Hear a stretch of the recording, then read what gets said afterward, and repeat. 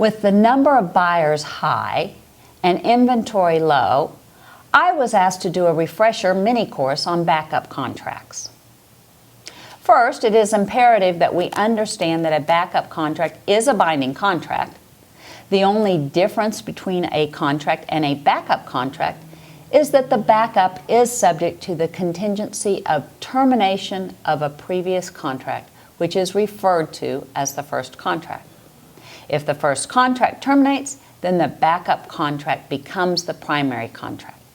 Seller is then bound to sell his property to that buyer, and buyer is bound to buy that property from seller, subject to all of the normal contingencies of a primary contract.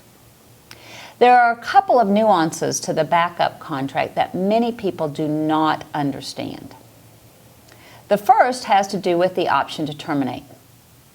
An option to terminate the backup contract is available to a backup buyer, provided the option is paid for.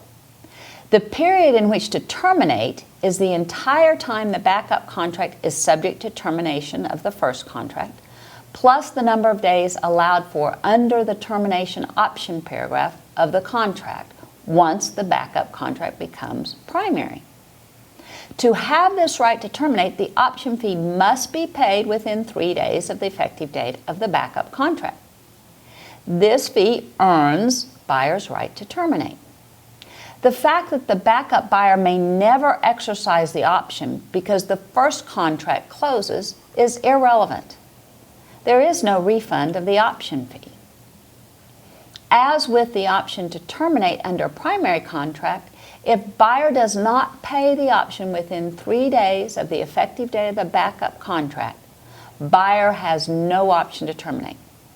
No option to terminate even if and when it becomes the primary contract.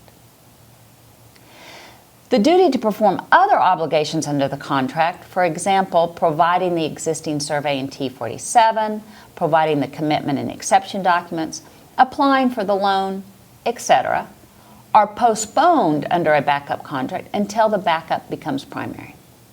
The backup states, except as to deposit of earnest money and option fee, neither party is required to perform under the backup contract while it is contingent upon the termination of the first contract. How this works is by providing for an automatic amendment to the effective date when the backup becomes primary. In order to become a primary contract, the seller is required to give notice to the backup buyer that the first contract terminated, and the date of that notice becomes the effective date from which all time-sensitive obligations run.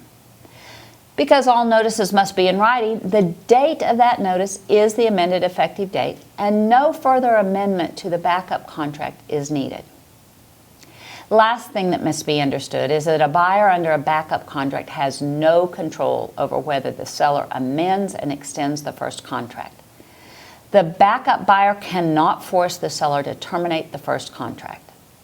As a result, there is a provision in the backup addendum allowing the backup buyer to insert a drop-dead date. If the primary contract has not terminated by that date, then the backup contract automatically terminates.